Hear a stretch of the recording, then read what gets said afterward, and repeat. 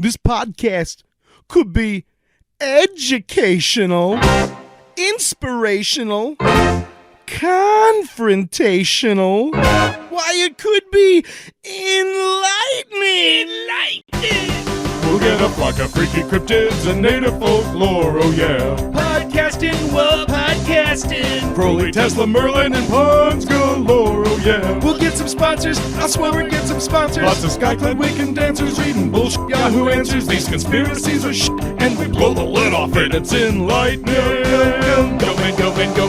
So enlightening, explaining all that's unexplored. Enlightening, so enlightening. So enlightening, you might get pissed but never bored. Enlightening, so enlightening. We'll say it slow, blurry photos.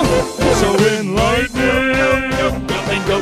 How about some Albacore, chon-chons, and tonsil worms, oh yeah. Chupacabra, Baba Yaga, and ghosts, oh yeah. With the Rothschilds and the Gettys, we'll be hunting, squatching Yetis. EVPs are causing trauma, now I can't sleep, thanks Obama. Enlightening, go. So enlightening, explaining all that's unexplored. Enlightening, so enlightening. So enlightening, you might get this but never bored. Enlightening, so enlightening. We have a show, blurry photos. So enlightening, go.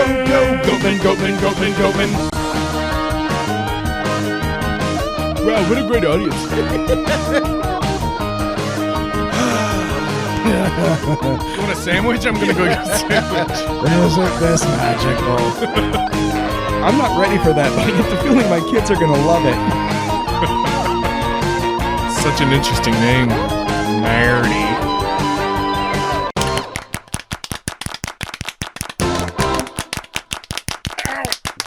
Can't do it. Shut up! You're messing me up! You're messing me up. You're messing me up! Damn it! Nailed it!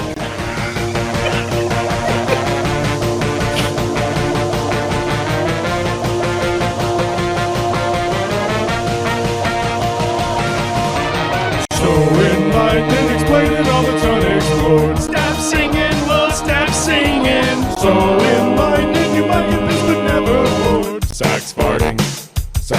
We have to go. Blurry photos. So enlightening.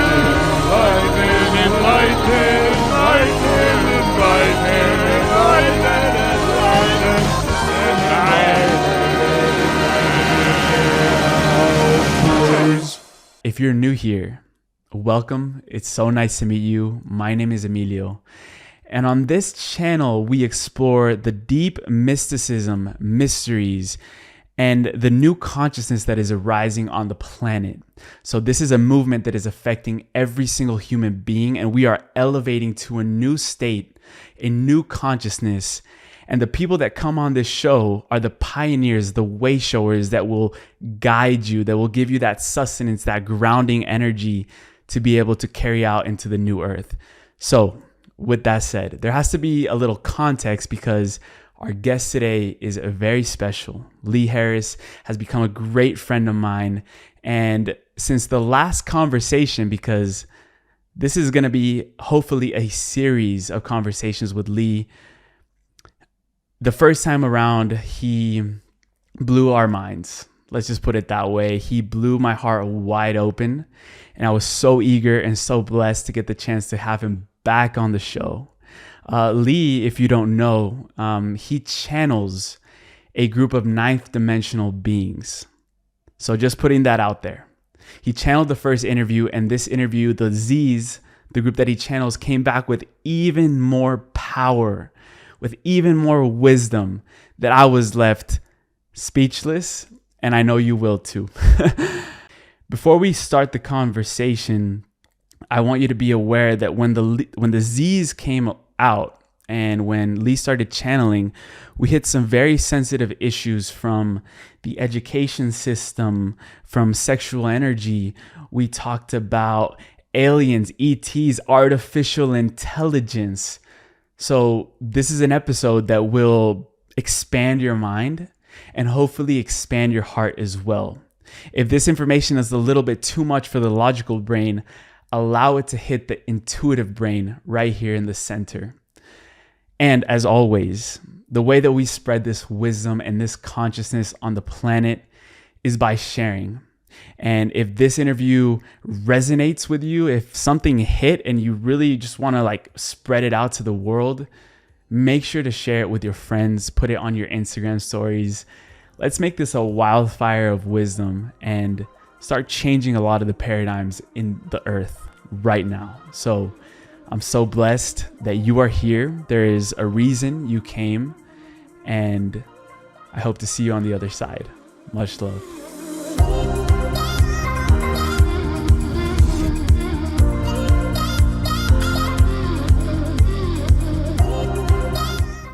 For me, the more I have lived with one eye on the spiritual and one eye on the human, but a huge eye on the meeting point, like a really big eye on the middle ground, that for me has helped me, I think, become an improved version of myself, in my relationships, in the world, in the way I can show up. What I understand from the Z's and the new human soul that we're now seeing is it's going to show up very differently in each generation. They talk about how fast young people are these days, which I can see, and I think we can all see, and that you're a lot younger than I am, but you see that speed of information and awareness and ability that young people have. And if you think about it, the world and the information highways of the world have never been as fast ever in any time that we have known in recorded history.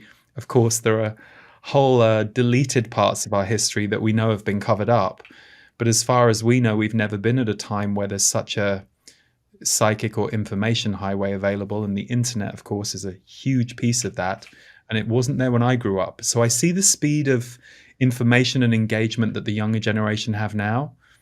And what the Z's have said is, what's going to be really important is the meeting point between the wisdom keepers on the planet, so people who are in their 60s, 70s, 80s, and 90s, and what they can offer to the people who are in their late teens, 20s, early 30s, who are just really, that's a period when I think you start to figure out who you are, and you also start to act in the world in a bigger way. You have a bit more autonomy. You're seen as an adult. You get to leave a mark on the world in a slightly more formed way in that period. So they've talked about how we all need each other, but that the new human soul is, at this moment in time, anyone who is becoming more conscious is having a ripple effect on the lives of those around them. And those of us who are wanting to become more conscious or becoming more conscious and holding a flame around that, we're having an effect on collective consciousness, which is the, if you like, the mainstream average hold that we have right now. And part of the job of this time is to push against and essentially, how do I put it, dismantle systems of oppression and control, which is why we're also really up against that in all ways. We as a society are seeing, oh, this group has been oppressed for centuries, and now we're really talking about that and we're seeing it. And this group have also, so there's a whole movement around equality for various groups. And of course, because there is an energy of war on the planet, there are also very targeted acts of disrupting that, weaponizing that, making people fight each other. And then even just within our leadership, the exposure of corruption and where our leadership systems, not even the individuals in power, because that kind of is a distraction, but where is the system that we are all in as humans unjust and unsustainable in the future. So it's a very edgy time to be alive, but it's actually a very necessary time to be alive and to show up. And I think the biggest illusion that we all have to wake up from, which is a painful one to wake up from, and more people are waking up from it now, is realizing the world is not quite what you thought it was. And I mean that in a good way and in a challenging way. In a good way, you're like, wow, we're in this world that this incredible energy field that's alive and that we can communicate with it. And no one really taught us that when we were kids. And equally, the system that we were told to believe in, we start to see that it's not actually in service of the betterment of humanity and this planet and sentient life. It's got a lot going on in it that is short-sighted, low consciousness, and difficult. So that's kind of a broad stroke. And then, of course, we find ourselves in it with all of our gifts and flaws and, the wounds that we are carrying ancestrally that we've grown up through, and the gifts that we came here to learn about, express, bring through. It's a melting pot of all of it.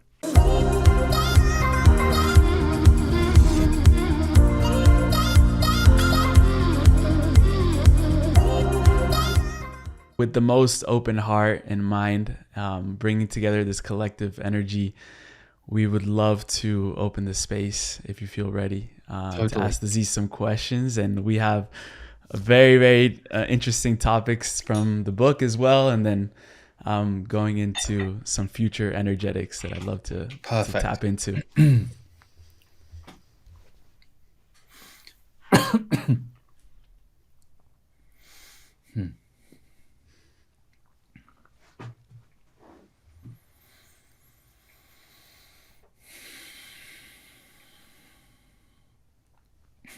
Good. Welcome. A pleasure to be with all of you, and with you, Emilio, the steward of this alchemic conversation. And we are just one of many conversations that you steward. And so those who listen to you regularly, they find themselves usually in one of two camps, because those two camps represent the two sides of you. Although, of course, you are multidimensional, but we are going to explain this because it is what we perceive and feel in your listeners and your group. So your two strongest aspects are the cosmic and the physically grounded. So you, Emilio, have a deep connection to understanding the physical, kinetic, grounded body and the nature of being the human animal itself. And then you are deeply connected to your cosmic origins and your cosmic intuition. So your listeners, your viewers tend to either straddle both of those, much as you do, and are looking to integrate and balance those two aspects of being, the cosmic consciousness and the developed human being, or they find themselves in one or the other camp and slightly curious about the opposite. So, for example, you have people who listen because something about you and your way and your vibration makes their physical body, their physical human, and their mind feel very safe. So even though some of this cosmic stuff might be a little more out there to some of the listeners, although they wouldn't be here if they were fully rejecting of it, they are beginning to open their cosmic consciousness because of their trust of your ability to be a human grounded force. And likewise, there are those whose journey is to be here for the cosmic side, but they realize their body gets to ground and feel safe as they take it in with you as the steward, and not just because of you, but because of the group who gather around you. You see, every, shall we say, conductor, and you are the conductor of this orchestra, Emilio, every conductor is capable of directing and intoning a certain frequency toward a group, but they cannot do it without the participation of the orchestra and all of the orchestra playing their part and agreeing to synergize. So your group who listen to you and watch you and regularly show up, they are also, even though they may not experience this directly, feeling each other.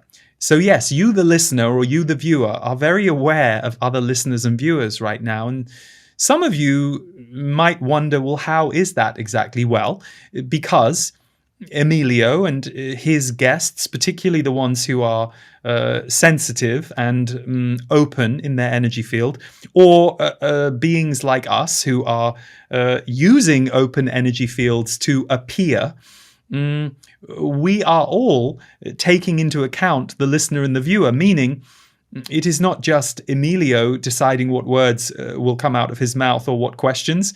It is not just Lee or us deciding what they will say. It is a group conversation. It is just that not all of you are doing the verbal talking, but all of you are doing the verbal influencing.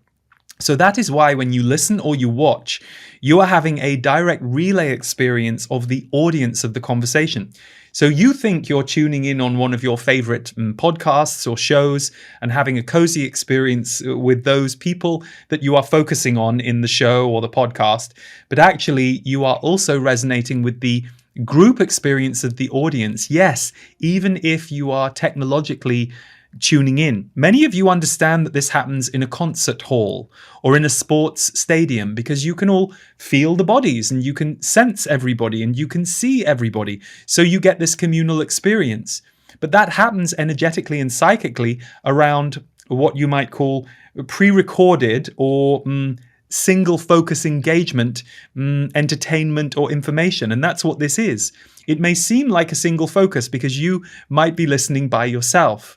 But what we are explaining to you is even though you think you are listening by yourself at the time that you want to tune in on this, you are actually connecting to all of the listeners and the group around it. So you are having a very collective experience, even if it looks like you are just focused on one or two people, or in the case of us, the group of 88 beings that we are, but then even we are not fixed. We extend into cosmic consciousness as we need to in order to impart the information or the energy frequency that is required to help bring the energy expansion that is our purpose. What makes the human being and planet Earth so unique? Well, we will say it is the consciousness that you are in right now. So even though parts of your history have, as Lee quite rightly said, been censored or scrubbed out, there was a time in Earth's history where the, shall we say, human animal, and we use that term not in a derogatory way at all, but just to refer to the biology and the processes that a human body goes through, was more dense. It was not as conscious as the consciousness that has since been infused into the soul of humanity. So what makes you unique is actually your consciousness, your biology to some degree, but there have been biological life forms not dissimilar in the universe before, and the biology itself is not that unique when it is seen in isolation. The electrical impulses, the nervous system, the energy fields that you each possess, they are quite unique. And at the moment, we would refer to you as hybrids, meaning you are hybrids of both density, meaning the physical form that you are in and the level of density that is the gravity belt of Earth itself, but also higher consciousness and cosmic consciousness. This generation that you are in is a return to the awareness of your cosmic origins, meaning not necessarily that you are all from another planet and you've dropped onto Earth, more instead that all planets are connected. All lifetimes are connected. It doesn't mean they all get along, and it doesn't mean every being in the universe gets along or has a positive agenda toward other beings. It is varied depending on who you are dealing with or what their intent is. But why you are unique is right now you are having this extraordinary experience of being conscious, being a soul who, in many of your cases, has gone through many lifetimes, some of which on Earth and some incarnate in other forms, other times, other places. But right now, what makes Earth unique is its position in the universe. So Earth is, and we have said this before, and we have to be careful about this word for it can give you the wrong impression.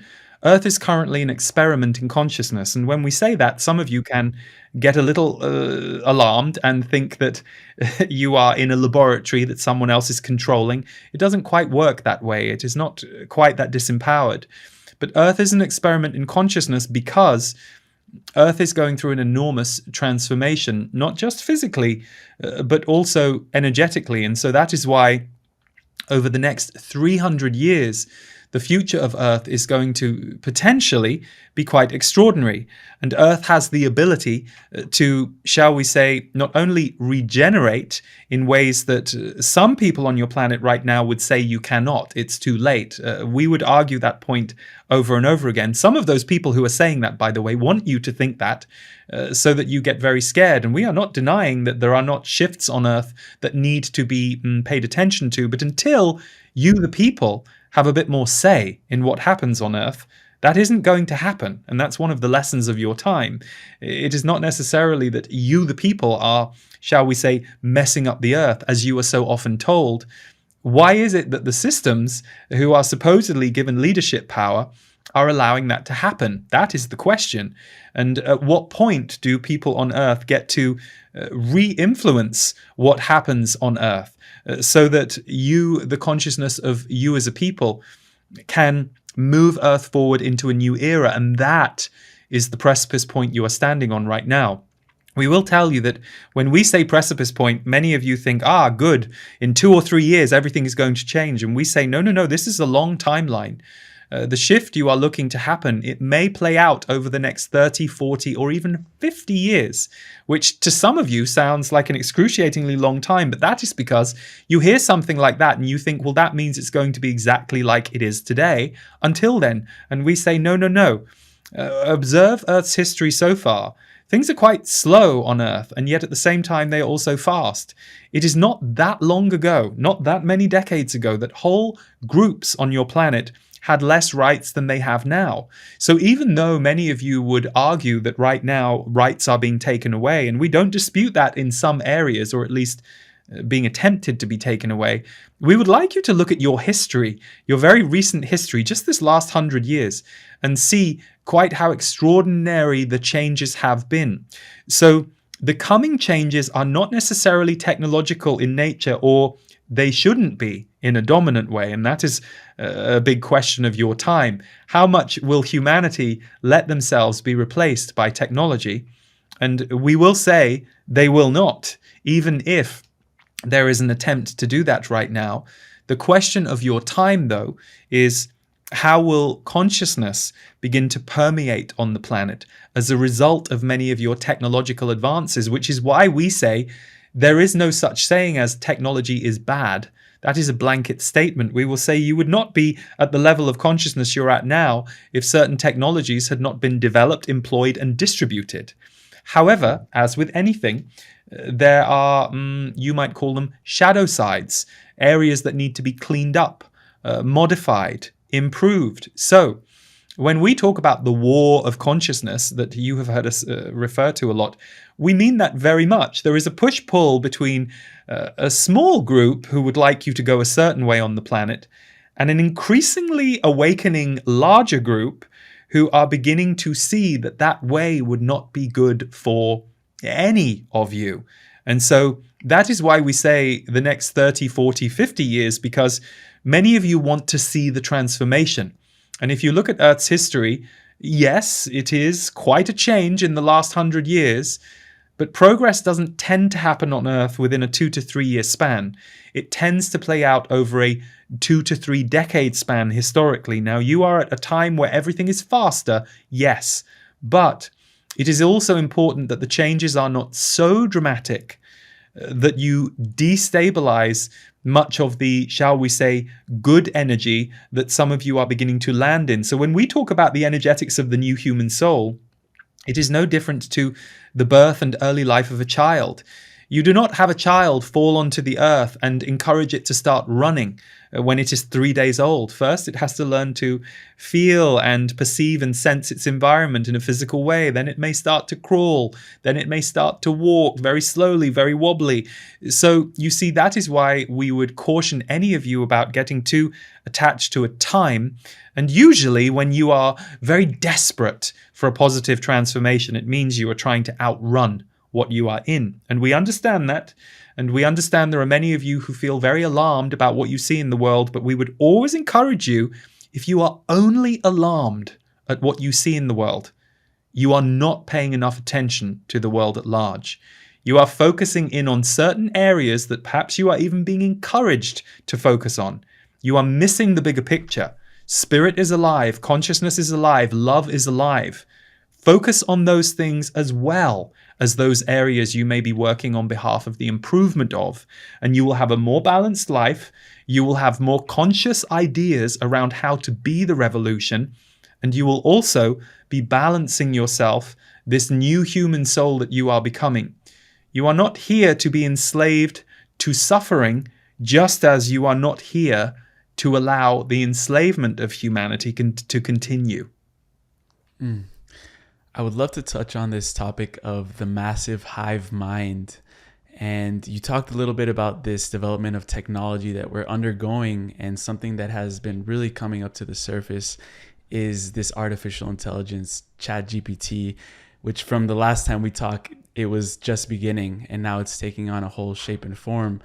From your vantage point, how are you viewing this technology? What would you advise humanity with regards to this?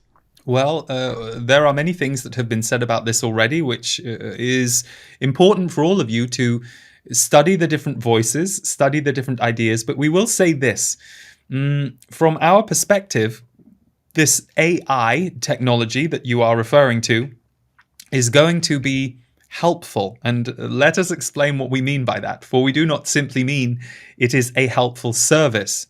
We mean that some of the risks and some of the, shall we say, discordant things that will happen with the rise of AI on the planet are actually going to be some of the warning signs that humans need. Meaning, the proliferation of AI devices, technologies, and, shall we say, apparitions on the planet are going to cause a little bit of, we will say, disruption, and in some cases and in localized areas, destruction. And it usually takes humans to see something very clearly spelled out before they act.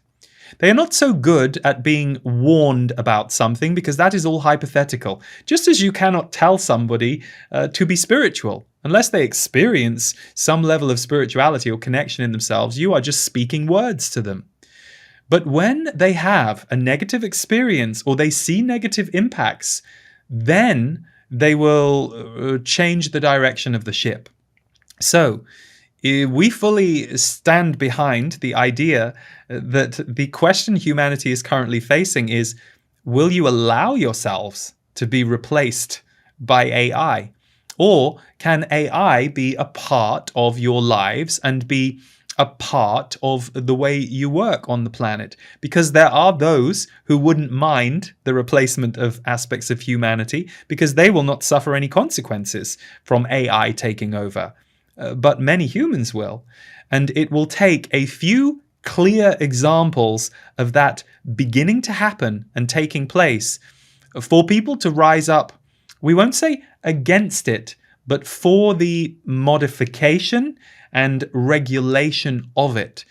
So, in short, the heat is going to need to be turned up on some of the problems with this technology before enough humans wake up to see the problematic nature it could potentially have, and enough of an agreement happens collectively to, shall we say, slow down the willful development of it. And again, that is coming from just a small number who do not stand to lose anything the way that the mass of humanity will.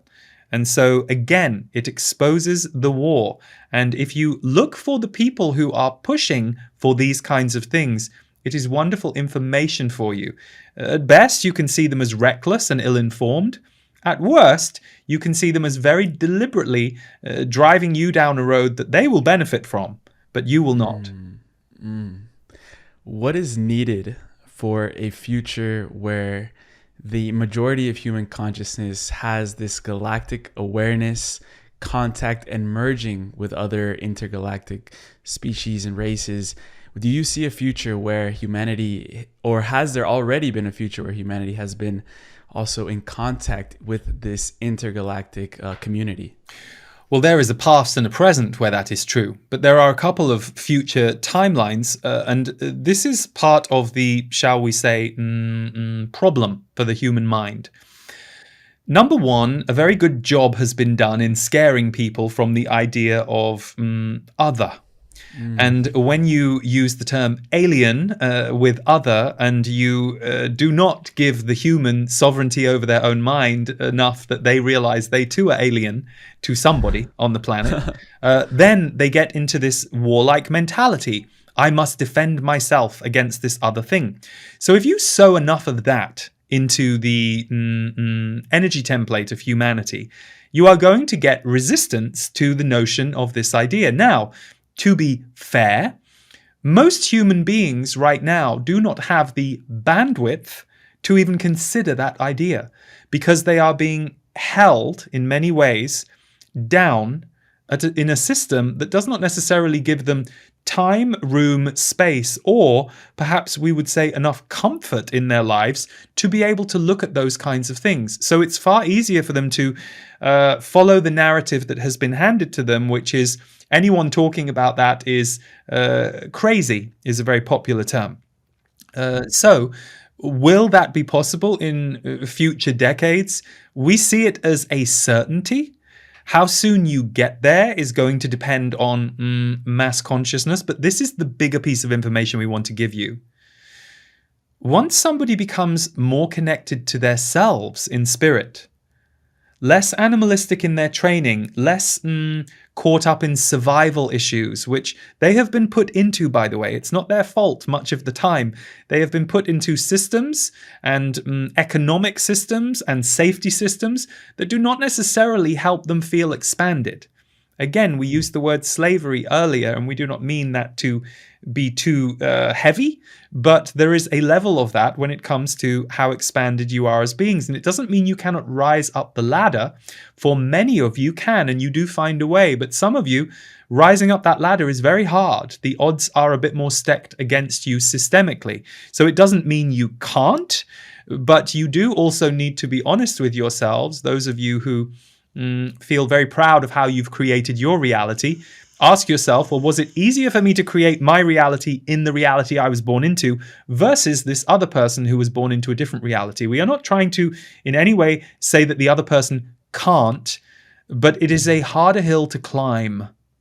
And why we are bringing this up is because if you were able to connect everyone to their spiritual nature, if everyone was able to feel and perceive energy in the way that all of you are built to, and the way that many of you do, especially if you are tuned in on this, it's possibly quite normal, quite every day for you to do that, or perhaps it's a new thing that you are getting used to. You can feel the energy in nature. You can see and perceive the energy between you and another being. You can sense an energy field of a person, not just look at their face, their hair, what they're wearing. You realize they are an energy, they are alive. All of you are energy. Once you agree to recognize you are energy, things such as galactic, alien, other species becomes a lot less foreign to you. Because all of a sudden, even if it's not your passion or your interest, you can see the possibility.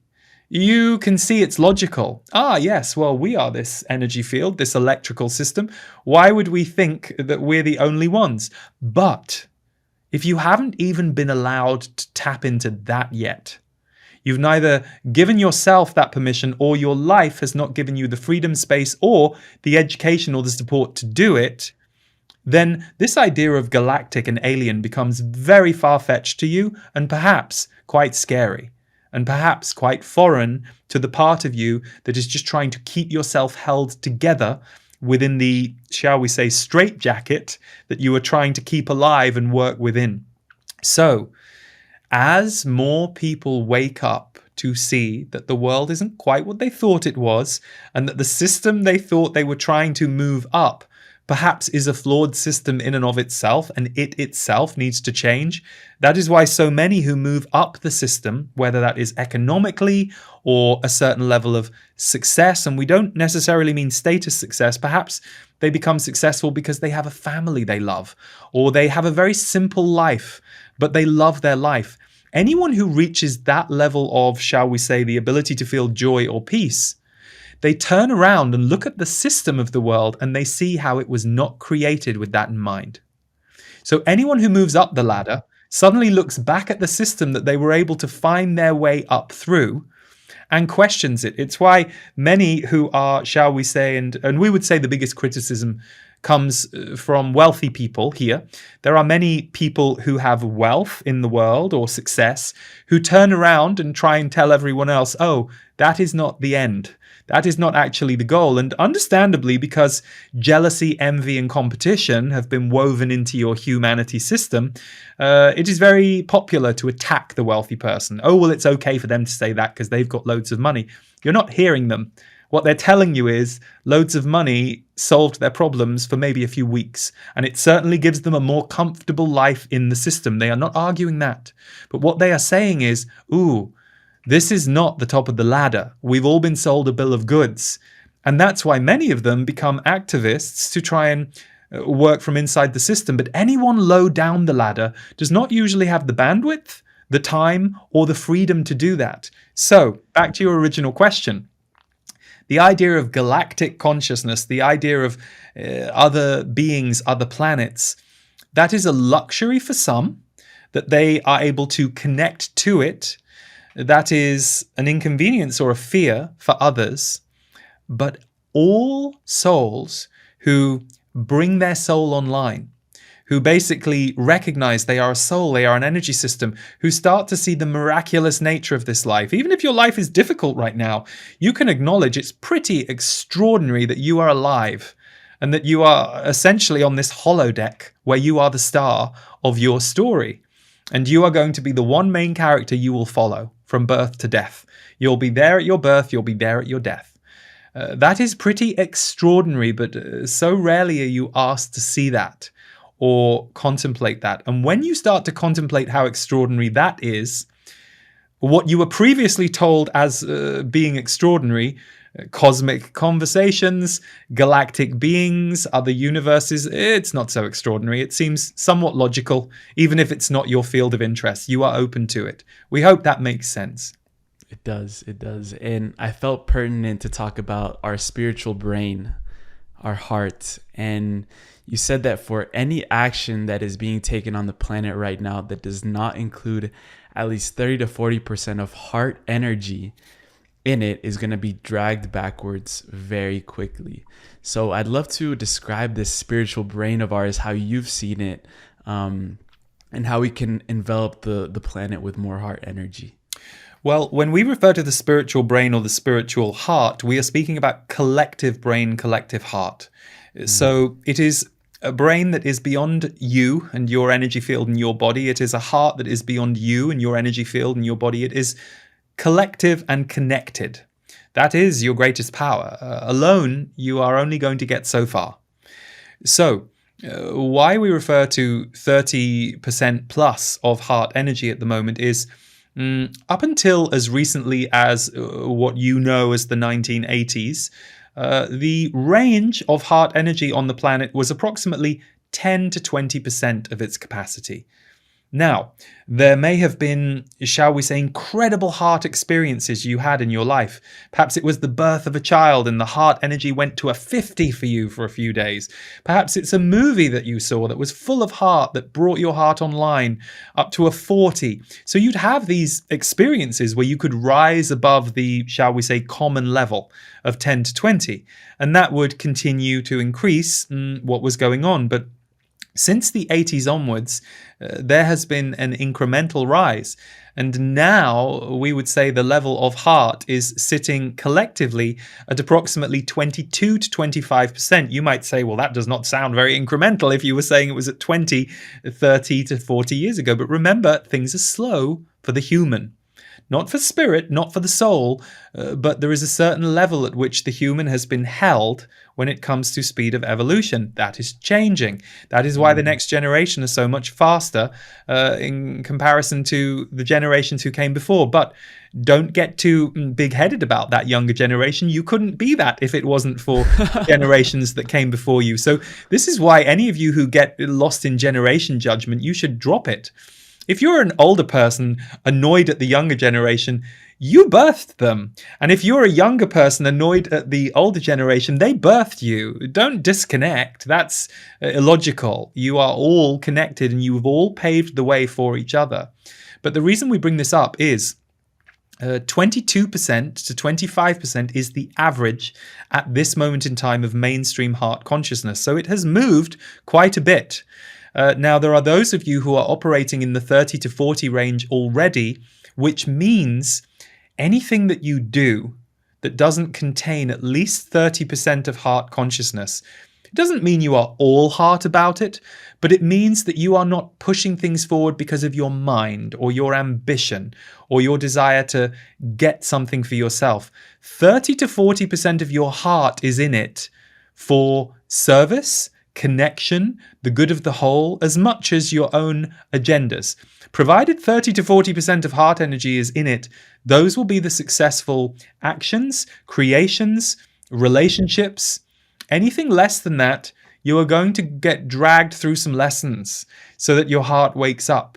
And usually the lessons involve pain, wounding, and being poked in parts of your body that are still a bit wounded, that haven't yet come back as pure energy, so that your heart can use the pure energy of your whole body to really grow and illuminate you from within and emanate that out into the world. So that's why we say heart consciousness is the currency of the future. It's the value of the future. However, if we look at the last century, 1900 to the year 2000, up until we would say the 80s, the mind was the dominant currency.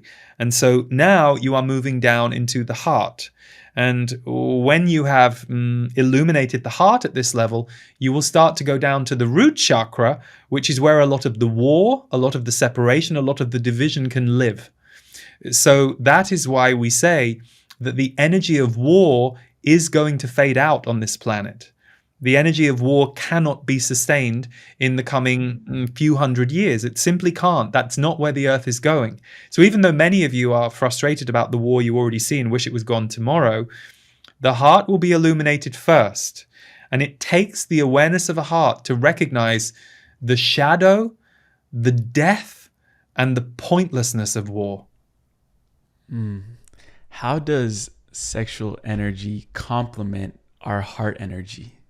Well, sexual energy is a place where you could imagine a bonfire that can heat the heart. In fact, we should say that sexual energy, which can be felt throughout the whole body, there are some who do not necessarily have a strong sexual energy in their root chakra. Many of them may feel it more in their fingertips. Often artists or those who create with their hands, they may not have a strong connection to human sexuality, but they run a lot of what you would call sexual energy, but it doesn't mean it's used only for the act of sex, through their hands and through their eyes and through other parts of their body. But sexual energy for most of you is a flame between your hips. That is where the strongest, shall we say, propulsion for it comes. It doesn't mean that the sexual energy doesn't move through your whole body. That is the design. You are to be illuminated and lit up from within. Imagine someone lighting 1,000 candles inside your body and you feeling the loving, gentle warmth of those candles, and it looks like an illuminated cathedral in there. That is the high of sexual energy. Now, unfortunately, there are many who don't know how to open their heart, who have relegated sexual energy to the root chakra. People who think that sex is, you would say, getting yourself off with someone else's body, which is such a tragedy to us because that misses the point. Shared pleasure, shared connection, offered back and forth is extraordinary. It is an incredibly unifying and healing act between two human beings, or in many cases, more than two human beings at a time. So it is not to say it is the only way to heal, but it's interesting for all of you to notice how sex, one of your most powerful and sacred acts on earth, it is how most of you arrived here on earth, how you were conceived, has been weaponized, and also a power game has been woven through it. And this is historic, by the way. This is not new. But notice the distortion that will be placed upon your sexual energies rather than sexual energy being about pleasure, celebration, and upliftment of each other, it is often seen as a power game, a conquest, a one-sided act. It is, like many things on Earth right now, a diseased area. So if you are a pioneer of sexual energy on Earth, for example, you are here to be an advocate for the healing or tantric side of it, or perhaps you are the person in your group who speaks about sex in a very open way, in a celebratory way, not necessarily in a way to shock others, but just to have free conversation about it, while your friends who have never heard you talk about it before are sitting around the table in horror because shame has made them think they're not allowed to talk about sex or it shouldn't be discussed. We would say, look at the animals. They don't give it a second thought. For them, it is procreation. And for them, it is as simple as, now I'm eating, now I'm having sex, now I'm doing something else.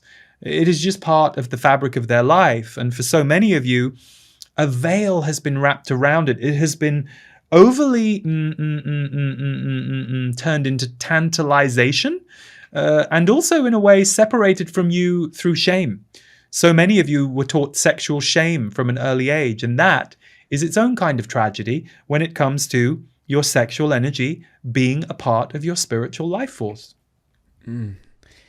In the recent book that you put out, book 2, you mentioned Dolores Cannon, and I read one of her books very recently, and she was mentioning in her sessions that in Atlantis, in other civilizations, they would train and develop the children's telepathic and third eye vision from a very early age. How do you radically shift the education system to begin to start teaching children to open up these psychic abilities so we can become a more evolved species in many ways? Well, there are a few schooling systems on Earth that have tried to do this for children. Even in the last few decades, there are certain schools and ways of being. They are very small. They are not at all in the majority, where the sensory nature of the being, the child, is retained. And anything that will help enhance the child's connection to their sensory ways of being is celebrated. Again, there aren't many areas of education that do this. What you will notice is the education system still celebrates the mind. It's why it's going to be very difficult for the people going through the education system now who will come out the other side and wonder why they don't have a job after they have gone through this 3 or 4 years of training.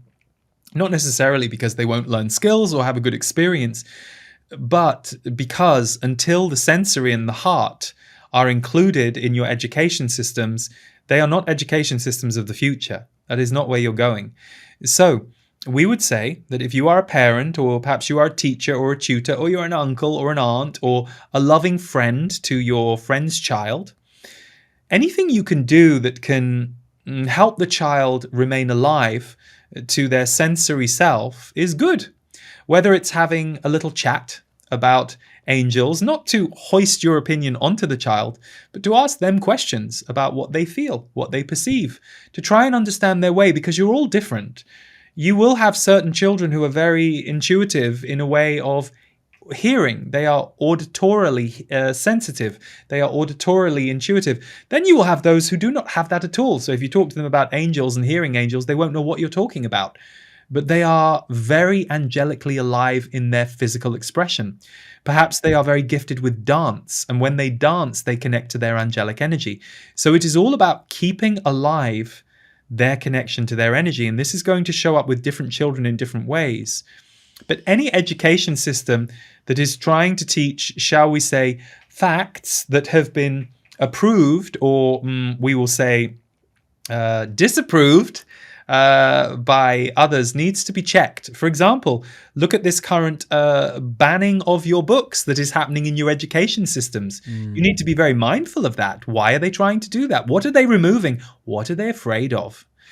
So it is very interesting, this time that you are in, for we propose that over the next 20 to 30 years, as you are already seeing, more people are seeing the benefit of homeschooling, but at the same time, that is not suitable for every parent, because that is a certain amount of time and effort and energy required. But we do see that more of what we would call localized schooling is going to take place in the coming decades. But again, in order for that to happen, there needs to be this slight revolution in the current system. But remember, a revolution is not just about taking to the streets and shouting against what already exists. For many of you, your revolution will be building what you think needs to exist. And then when more people start to experience that, then the revolution naturally occurs. It's not always about knocking down the house because you think it's bad for you before you've built another one. Sometimes, remember, humans need to see and experience to believe. So if you start building beautiful houses in the neighborhood that they start seeing, they will go, this looks good. And then they'll look back at the one that was built for them by the system and they'll go, interesting. So sometimes they need to see the alternative, and many of you are here to build the alternative. So for some of you, that will be the education of children. And remember, the education of children is not just you being a teacher.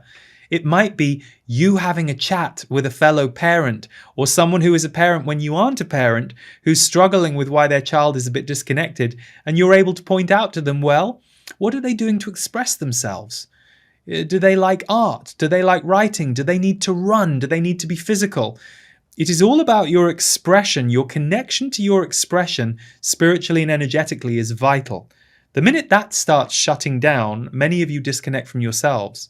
So making sure that each child has some areas of expression that are innate to them, that are nurtured and kept alive during childhood is key.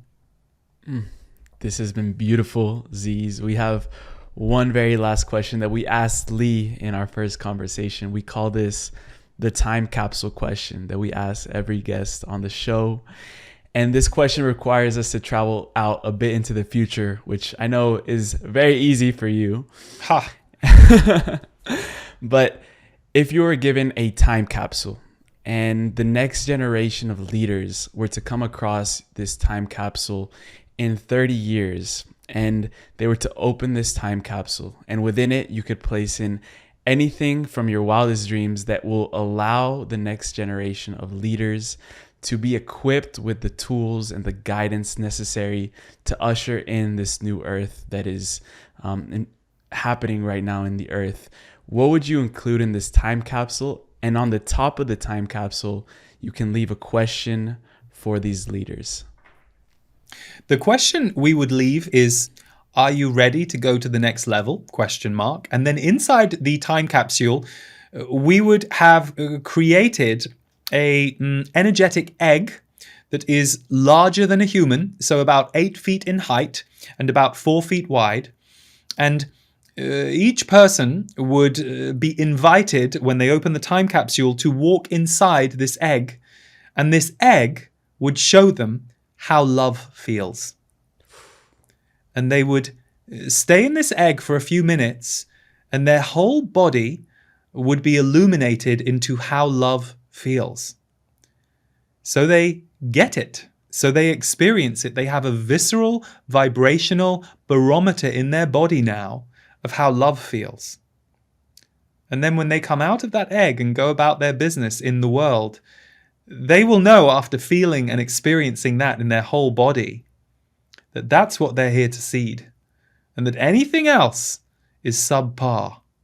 And so when they encounter it in the world, they will, if it's their area, do what they can to bring more of an energy of love into that system, that group, that area. Or they will know to avoid certain places and go where they can build an energy to help others come to know how love feels. That's a mic drop.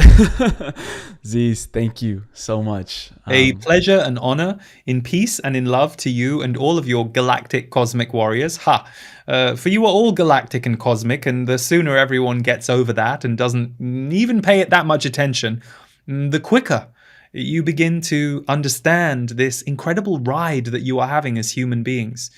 Even with the challenges, even with some of the sadnesses or the suffering, and we understand all of that. We are not trying to whitewash any of that. But even with that, it's an extraordinary thing to be alive on Earth. And as you yourself said, Emilio, you parachuted in for this time. You parachuted in so that you could remember and galvanize how love feels for yourself, and then distribute and share that with as many others as you can. Good. In peace and in love to all. Ha. Much love.